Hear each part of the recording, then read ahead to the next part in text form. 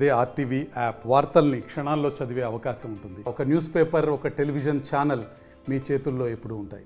మడక్సిర నియోజకవర్గాన్ని అభివృద్ధి చేయాలని కంకణం కట్టుకున్నట్టుగా మొత్తం మీద అయితే మాత్రం ఇక్కడ ఏపీ సీఎం చంద్రబాబు దగ్గర, మరోవైపు కర్ణాటక ప్రాంతం నుంచి కూడా ఏం చేయొచ్చు అన్నట్టుగా పెద్ద ఎత్తున కసరత్తులు చేస్తున్నటువంటి పరిస్థితుల్లో మనతో పాటు మడక్సిర ఎమ్మెల్యే ఎంఎస్ రాజు ఉన్నారు. ఏం చెప్తారు అసలు మడక్సిర నియోజకవర్గం ప్లాన్స్ ఏంటి? ఈయన మాటల్లో నేను ప్రయత్నం. సరే, ఏంటి మీరు ఈ మధ్యకాలంలో కర్ణాటక వెళ్ళి సెంట్రల్ మినిస్టర్ని కూడా కలిసినటువంటి ఏంటి సార్ ఆ కాన్సెప్ట్?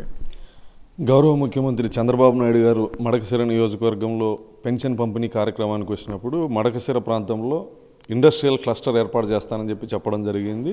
మా నియోజకవర్గ పరిధిలో ఏపీఐఏసీ ల్యాండ్స్ దాదాపు 1600 ఎకరాలు మడకశిర ప్రాంతంలో, అదేవిధంగా అగలి ప్రాంతంలో 3000 ఎకరాల భూములు ఉన్నటువంటి పరిస్థితుల్లో భారీ పరిశ్రమల శాఖ మంత్రిని కలిసి మా ముఖ్యమంత్రి గారు ఇలా ఇంట్రెస్ట్గా ఉన్నారు సార్, మా దగ్గర ఇలాంటి భూములు ఉన్నాయి, కర్ణాటక సరిహద్దు ప్రాంతానికి మాకు కూడా ఉపయోగం, 2 ప్రాంతాలకు ఉపయోగం, మా దగ్గర పరిశ్రమలు పెట్టండి అని చెప్పేసి ఆయనకి విన్నవించడం జరిగింది. గౌరవ కేంద్ర మంత్రి గారు కూడా స్పందించి చంద్రబాబు గారు ఇండస్ట్రియల్ విషయంలో ఏ రకమైనటువంటి జాగ్రత్తలు తీసుకుంటాడో, పరిశ్రమలు రావడానికి ఆయన ఎంత కృషి చేస్తాడో చెప్తూ ఖచ్చితంగా చంద్రబాబు గారితో మాట్లాడి అక్కడ పరిశ్రమలు రావడానికి కృషి చేస్తామని చెప్పేసి చెప్పడం జరిగింది.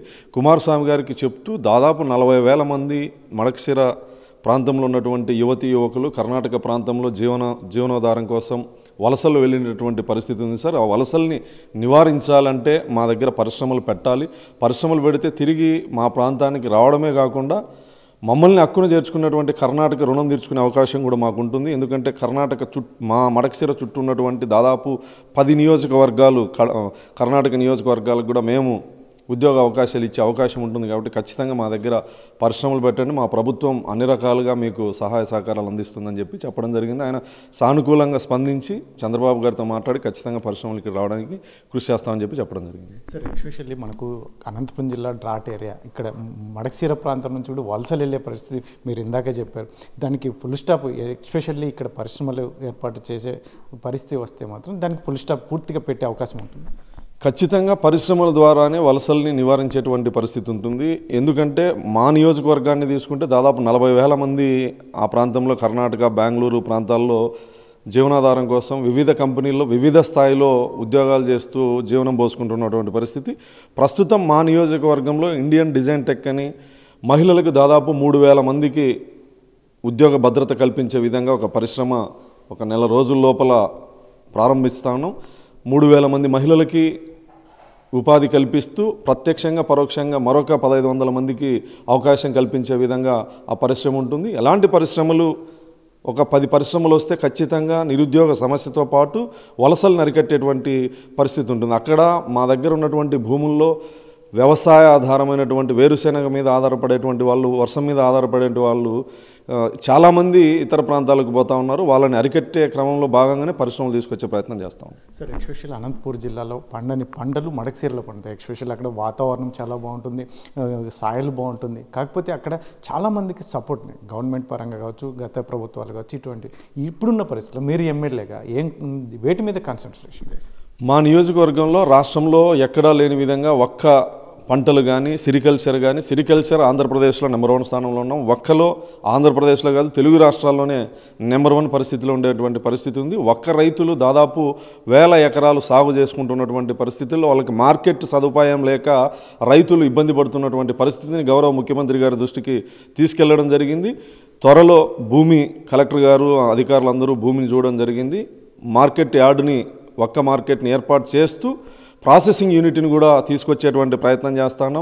క్రైన్ ఒక్కపొడి లాంటి కంపెనీలతో మాట్లాడి వాళ్ళని ఇక్కడికి తీసుకొచ్చి ఒక చిన్న పరిశ్రమ ద్వారా మా ఒక్క రైతులను ఆదుకునేటువంటి ప్రయత్నం చేస్తాను. అదేవిధంగా సిరికల్చర్ కూడా ఆంధ్రప్రదేశ్లో మడకశిర, కుప్పం 1, 2 స్థానంలో ఉన్నాయి. గత ప్రభుత్వం సిరికల్చర్ రైతుల్ని పూర్తిగా విస్మరించడం వల్ల రైతులు చాలా ఇబ్బందులు పడుతున్నటువంటి పరిస్థితి. ప్రభుత్వం ఇవ్వాల్సినటువంటి ప్రోత్సాహకాలు గత ప్రభుత్వం పూర్తిగా నిర్వీర్యం చేయడం జరిగింది. గౌరవ ముఖ్యమంత్రి గారి దృష్టికి మొన్న మా రైతులు తీసుకెళ్లడం జరిగింది. గతంలో ఏ రాయితీలు అయితే సిరికల్చర్ రైతులకు ఇస్తా ఉన్నామో, పట్టు రైతులకు ఇస్తా ఉన్నామో అవి ఖచ్చితంగా మళ్ళీ పునఃప్రారంభిస్తామని చెప్పేసి గౌరవ ముఖ్యమంత్రి గారు హామీ ఇవ్వడం జరిగింది. ఈ హామీల మేరకు రేపు జరిగేటువంటి అసెంబ్లీలో కూడా మళ్ళీ ముఖ్యమంత్రి గారి దృష్టికి తీసుకెళ్లి మా ప్రాంతంలో ఉన్నటువంటి సిరికల్చర్ రైతులను ఆదుకునేటువంటి ప్రయత్నం చేస్తాం. సరే, ఈ మధ్యకాలంలో హాట్ టాపిక్గా జరుగుతున్నట్టు విజయవాడ వరదలు అనేది ఎస్పెషల్లీ ఇప్పుడున్న ప్రభుత్వం, మీ ప్రభుత్వం అయితే మాత్రం ఏమీ చేయలేదు, ఇక్కడ ఎవరిని ఆదుకోలేదు అని చెప్పి ప్రతిపక్ష నాయకులు చెప్తున్నటువంటి, ఎస్పెషల్లీ జగన్మోహన్ రెడ్డి గారు కూడా అక్కడ పర్యటించి చంద్రబాబు అసలు పట్టించుకోలేదు, వీళ్ళ గోడు పట్టించుకోలేదు అన్నటువంటి పరిస్థితి. మీరు స్వయంగా వెళ్ళి వచ్చారు, ఏంటి ఆ పరిస్థితులు ఎలా ఉన్నాయి?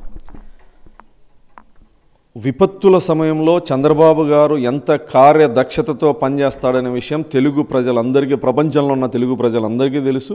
బురద రాజకీయాలు చేసేటువంటి జగన్మోహన్ రెడ్డి బాధ ఏమంటే, ఇంత వరదలు వచ్చి ఇంత నష్టం జరిగినా చంద్రబాబు గారు దాన్ని అరికట్టగలిగారు, ప్రజల్ని ఆదుకోగలిగారు, అండగా నిలబడగలిగారు. కనీసం నాకు 2-3 శవాలు కూడా దొరకలేదు శవరాజకీయాలు చేసుకునే కానీ బాధ తప్ప, ప్రజల్ని నిజంగా ఒక ప్రధాన పార్టీ అధ్యక్షుడిగా జగన్మోహన్ రెడ్డి పార్టీ మాజీ మంత్రులు కానీ, మాజీ శాసనసభ్యులు కానీ, ప్రజెంట్ ఉన్నటువంటి 11 మంది శాసనసభ్యులు కానీ ఎక్కడ విజయవాడ ప్రాంతం, విజయవాడ చుట్టూ ఉన్నటువంటి ప్రాంతాల్లో ఒక బిస్కెట్ ప్యాకెట్, పులిహోర ప్యాకెట్ ఇచ్చినటువంటి పరిస్థితి లేదు. గౌరవ ముఖ్యమంత్రి గారు అహర్నిశలు రాత్రనక పగలనక వరద ప్రాంతాల్లోనే అక్కడే ఉంటూ, కలెక్టరేట్లోనే ఉంటూ దాదాపు 10 రోజులు ప్రజలకు అన్ని రకాలుగా అండగా ఉండడం జరిగింది. అన్ని శాఖల్ని సమన్వయం చేసుకొని ఈరోజు వాళ్ళని ఆదుకొని 10 రోజుల్లోనే మళ్ళీ తిరిగి యథావిధి స్థాయికి తీసుకురావడం జరిగింది. అంటే చంద్రబాబు గారికి ఉన్నటువంటి ఆ ప్రజల పట్ల, బాధితుల పట్ల ఉన్నటువంటి చిత్తశుద్ధికి నిదర్శనం. మా తెలుగుదేశం పార్టీ ఎన్డీఏ ఎమ్మెల్యేలు కావచ్చు, మంత్రులు కావచ్చు, అహర్నిశలు అక్కడే సేవా కార్యక్రమాలతో పాటు ప్రతి ఒక్కరూ వాళ్ళకు తోచింది 10 లక్షలు, 20 లక్షలు, 50 లక్షలు, ₹1,00,00,000 నెల శాలరీ ఇవన్నీ ఇస్తూ ఆ ప్రజలకి నిత్యావసర సరుకులు కూడా ఈ ప్రాంతాల నుంచి తరలించి, వెహికల్లో తరలించి వాళ్ళని ఆదుకోవడం జరిగింది.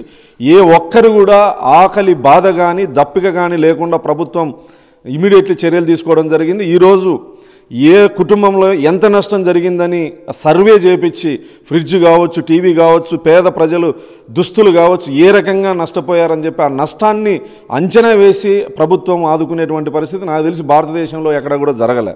అలాంటి చంద్రబాబు నాయుడు గారిని జగన్మోహన్ రెడ్డి కేవలం రాజకీయాలు మాట్లాడాలి కాబట్టి, చంద్రబాబు నాయుడు గారిని ప్రజల ముందు దోషిగా నిలబెట్టాలనే ఒకే ఒక్క ఉద్దేశంతో తప్ప, నిజంగా జగన్మోహన్ రెడ్డి అనే వ్యక్తి మనిషిగా ఆలోచిస్తే చంద్రబాబు నాయుడు గారు చేసినటువంటి పని కానీ, ఎన్డీఏ ప్రభుత్వం చేసినటువంటి పని కానీ, మంత్రుల పనితీరు కానీ, శాసనసభ్యుల పనితీరు కానీ ఖచ్చితంగా ఇతర రాష్ట్రాల్లో వాళ్ళే మెచ్చుకునే విధంగా ఉంటే, జగన్మోహన్ రెడ్డి కేవలం బురద రాజకీయం, అతను మాట్లాడడానికి ఏమీ లేక ప్రభుత్వం మీద బురద జల్లేటువంటి ప్రయత్నం తప్ప, నిజంగా విజయవాడ ప్రాంతం, విజయవాడ చుట్టూ వరదలు ఎక్కడైతే వచ్చాయో అక్కడ ఏ ఇంటి తలుపు తట్టి అడిగినా ప్రభుత్వం యొక్క పనితీరు, చంద్రబాబు గారి పనితీరు, ఈ వయసులో ఆయన మోకాళ్ళ పైన నీళ్ళల్లో కిలోమీటర్లు నడిచి జేసీబీలో 14 గంటలు ప్రయాణం చేసి జేసీబీలో ప్రతి ఇంటికి సమస్యలు అడిగి తెలుసుకొని వాళ్ళకి అండగా ఉన్నటువంటి చరిత్ర చంద్రబాబు నాయుడు గారిది.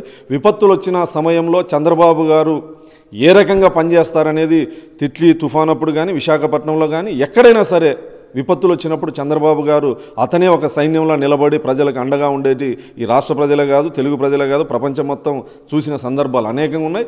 జగన్మోహన్ రెడ్డి యొక్క విమర్శల్ని ప్రజలు నమ్మేటువంటి పరిస్థితిలో లేరు. సార్, ఫైనల్గా సార్, ఇప్పుడున్న పరిస్థితులు ఎస్పెషల్లీ ప్రకాశం బ్యారేజ్ దగ్గర బోట్లతో విధ్వంసం సృష్టించబోయారు అని చెప్పేసి చెప్తున్నటువంటి మీ వరకు ఏ సమాచారం?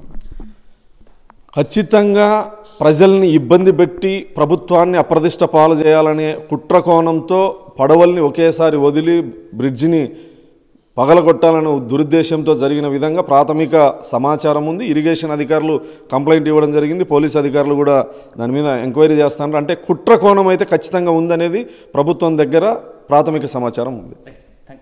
ఇది మొత్తం మీద అయితే మడకశిర ఎమ్మెల్యే ఎంఎస్ రాజు చెప్తున్నటువంటి విషయం. మడకశిర ప్రాంత అభివృద్ధి కోసం అహర్నిశలు కృషి చేయడానికి కేంద్ర ప్రభుత్వం సపోర్టు, మరోవైపు రాష్ట్ర ప్రభుత్వం సపోర్టు, మడకశిర నియోజకవర్గాన్ని అభివృద్ధి చేయడానికి సిద్ధంగానే ఇక్కడ దాదాపు 1600 ఎకరాల భూమి ఉండడం వల్ల ఇది పెద్ద అడ్వాంటేజ్గా ఉన్నటువంటి నేపథ్యం. అందులో వలసలను కూడా నివారించాలి అంటే మాత్రం ఖచ్చితంగా ఏదైతే ఉందో ఇక్కడ పరిశ్రమలు స్థాపిస్తే మాత్రం పరిశ్రమలు ఖచ్చితంగా ఇక్కడి ప్రాంత ప్రజలకు ఉపయోగపడుతుంది. వలసలను కూడా నివారించబోతున్నాం. ఇటువంటి పరిస్థితుల్లోని శాయశక్తుల గతంలో ఎవరు చేయనటువంటి విధంగా నేను చేయడానికి సిద్ధంగా ఉన్నానని ప్రస్తుత ఎమ్మెల్యే ఎంఎస్ రాజు ఒకవైపు చెప్తున్నటువంటి నేపథ్యంలో, వరదల విషయంలో మాత్రం నారా చంద్రబాబు నాయుడుకు ప్రత్యేకత ఉంది. విపత్కర పరిస్థితుల్లో ఆదుకోవడానికి ఆయనకున్నటువంటి అనుభవం కావచ్చు, ఇతరత్ర అంశాలు ఎవరు శంకించాల్సిన అవసరం లేదు. కుట్ర రాజకీయాలు చేస్తున్నటువంటి జగన్మోహన్ రెడ్డి మరొకసారి పునరాలోచన చేసుకోవాలని, బోట్ల విషయంలో కూడా ప్రాథమిక నివేదికలు ఇప్పటికే ఉన్నాయి. ఇటువంటి పరిస్థితుల్లోనే సరైన టైంలో చర్యలు కూడా ఉంటాయి అని చెప్పేసి మడకశిర ఎమ్మెల్యే రాజు చెప్తున్నటువంటి పరిస్థితి. కెమెరా పర్సన్ సుధాకర్తో చెల్లకి నాయుడు, RTV అనంతపురం జిల్లా.